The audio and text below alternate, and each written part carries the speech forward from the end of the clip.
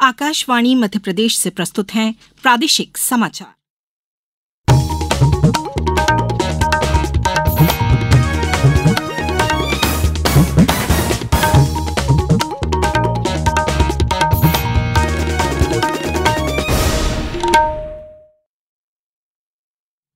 नमस्कार, समाचारों के साथ मिराना शाहिद।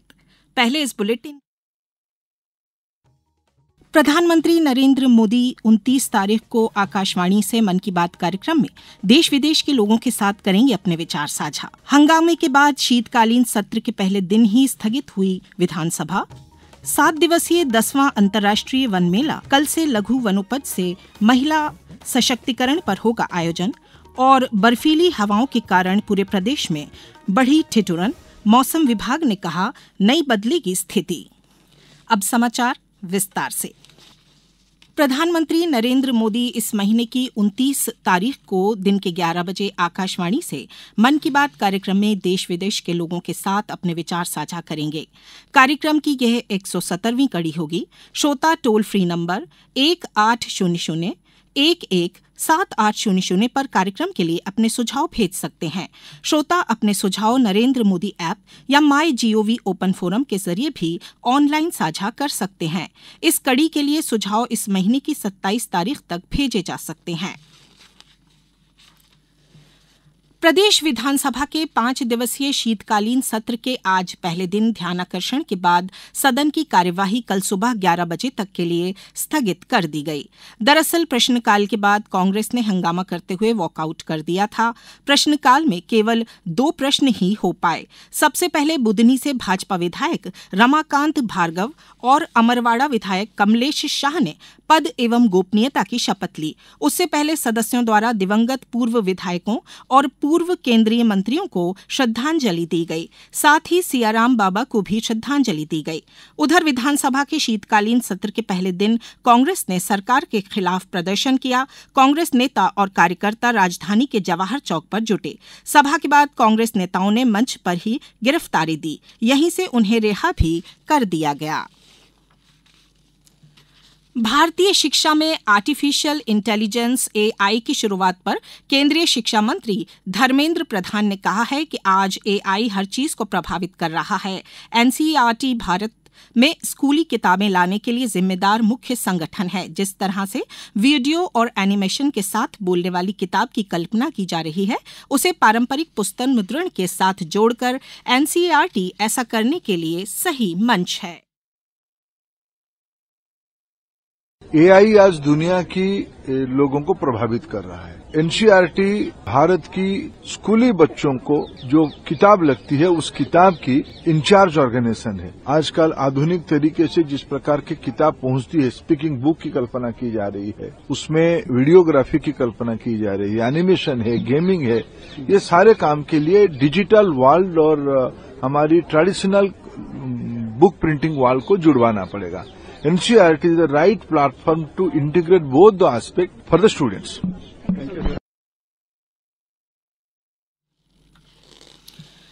राज्यपाल मंगूभाई पटेल ने कहा है कि टीबी को हराने और देश को जिताने के लिए भरपूर जोश और शक्ति के साथ कार्य करना होगा। उन्होंने टीबी उन्मूलन अभियान में योगदान के लिए नागरिकों से अपील की है।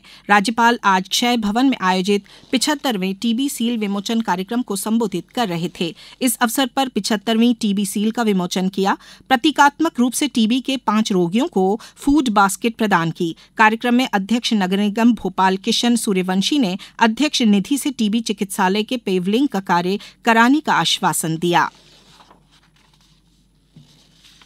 भोपाल के लाल परेड मैदान पर 7 दिवसीय 10वां अंतर्राष्ट्रीय वन मेला लघु वनोपज से महिला सशक्तिकरण की थीम पर कल से शुरू होने जा रहा है। मेले का समापन 23 दिसंबर को किया जाएगा। मेले को लेकर जानकारी देते हुए वन एवं पर्यावरण राज्य मंत्री दिलीप अहिरवार ने बताया कि कल राज्यपाल मंगूभाई पटेल और मुख्यमंत्री डॉक्टर मोहन यादव अंतर्राष्ट्रीय वन मेले का शुभारंभ करेंगे। इस वन मेले के आयोजन का मुख्य उद्देश्य लोगों को लघु वनोपज के माध्यम से मध्यप्रदेश की औषधि और पौधों की जानकारी उपलब्ध करवाकर लघु वनोपज निगम के द्वारा बनाए जा रहे विभिन्न प्रकार के उत्पादों से लोगों को रूबरू करवाना है।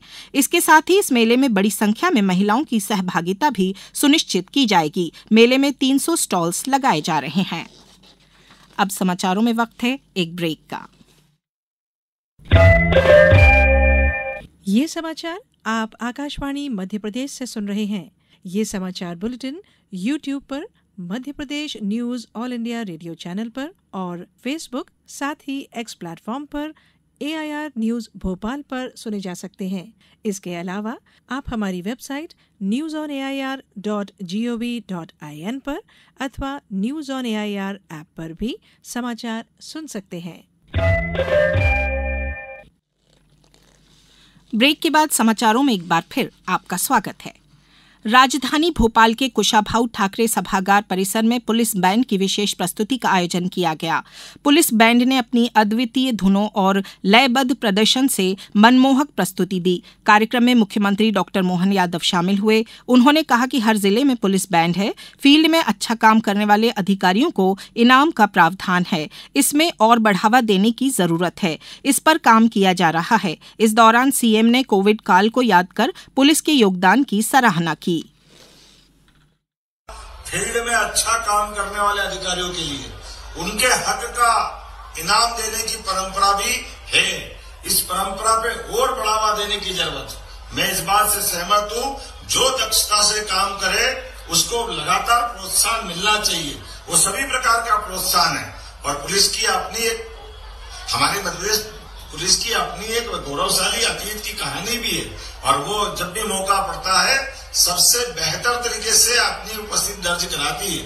कोविड के कठिन काल की चुनौती हो या कई मौके हो, जब अपने अनुशासन से, अपनी दक्षता से पुलिस अपनी भूमिका अदा करती है तो शासन का भी फर्ज बनता है कि सभी प्रकार के ऐसे चीजों को प्रोत्साहन देना चाहिए। आज चूंकि बैंड वादन का मौका है, इसलिए सभी बैंड वादकों के लिए प्रति जवान 10,000 रुपया मेरी तरफ से देने की घोषणा करता हूं। आज विजय दिवस है। 1971 में आज ही के दिन भारत के सहयोग से पाकिस्तान के कब्जे से आजाद होकर पूर्वी पाकिस्तान बांग्लादेश बना था। इस अवसर पर प्रधानमंत्री नरेंद्र मोदी ने कहा कि राष्ट्र उन वीर सैनिकों के साहस और बलिदान का सम्मान करता है जिन्होंने इस दिन 1971 में भारत की ऐतिहासिक जीत में योगदान दिया था। रक्षा मंत्री राजनाथ सिंह ने भी विजय दिवस के अवसर पर भारतीय सशस्त्र बलों की बहादुरी और बलिदान को नमन किया। उत्तर भारत से लगातार आ रही बर्फीली हवाओं के कारण पूरे प्रदेश में ठिठुरन बढ़ी हुई है। 9 शहरों में तो पारा 5 डिग्री से भी नीचे आ गया है। प्रदेश में सबसे कम 1 डिग्री सेल्सियस तापमान शहडोल जिले में दर्ज किया गया। प्रदेश में लगातार 7वें दिन भी शीतलहर चली। मौसम वैज्ञानिक डॉक्टर दिव्या ई सुरेंद्र ने बताया कि उत्तर भारत से बर्फीली हवा आने से प्रदेश में कड़ाके की ठंड पड़ रही है। प्रदेश के मौसम के बारे में देखा गया तो पिछले 24 घंटों में मध्य प्रदेश में ड्राई वेदर प्रिवेलिंग था। कोल्ड वेव और सीवियर कोल्ड वेव कंडीशन दर्ज किया है प्रदेश के कुछ हिस्सों से। वेस्टर्न एमपी में सबसे कम तापमान भोपाल और शाहजहाँपुर में 3.3 डिग्री दर्ज किया है और हिल स्टेशन पंचमढ़ी में 1.9 डिग्री दर्ज किया है। भोपाल संभाग में जैसे भोपाल, राजसमंद, सीहोर रीजन में अभी भी isolated severe cold wave to cold wave का कंडीशन हम एक्सपेक्ट कर रही है और कुछ जगहों पे ग्राउंड फ्लोर्स का भी चांसेस है। ये रीजन में ऑरेंज अलर्ट जारी किया है। बाकी रीजन में देखा गया तो कोल्ड वेव कंडीशंस रहेगा। अंतर्राष्ट्रीय स्तर पर बैगा चित्रकारी की पहचान बन चुकी पद्मश्री से सम्मानित जोधैया बाई बैगा का कल उमरिया जिले में स्थित उनके ग्राम लोढ़ा में निधन हो गया। वह करीब 86 वर्ष की थीं और 11 महीने से बीमार चल रही थीं। उप मुख्यमंत्री जगदीश देवड़ा सहित विभिन्न नेताओं ने पद्मश्री से सम्मानित वरिष्ठ बैगा चित्रकार जोधैया बाई के निधन पर गहन शोक व्यक्त किया है। अब कुछ समाचार संक्षेप में। विधानसभा अध्यक्ष नरेंद्र सिंह तोमर की अध्यक्षता में आज विधानसभा में कार्य मंत्रणा समिति की बैठक संपन्न हुई, जिसमें शीतकालीन सत्र के कामकाज के संबंध में विचार विमर्श हुआ। राजधानी भोपाल के बरकतुल्ला विश्वविद्यालय में वृहद युवा संवाद कार्यक्रम का आयोजन किया गया। आयोजन में मुख्यमंत्री डॉक्टर मोहन यादव के साथ कैबिनेट मंत्री प्रहलाद पटेल, विश्वास सारंग समेत अन्य मंत्री मौजूद रहे। मध्य रेल के नागपुर मंडल में नॉन इंटरलॉकिंग कार्य के चलते अमरावती एक्सप्रेस को निरस्त करने का निर्णय लिया गया है। आज इस बुलेटिन में बस इतना ही। दीजिए इजाजत। नमस्कार।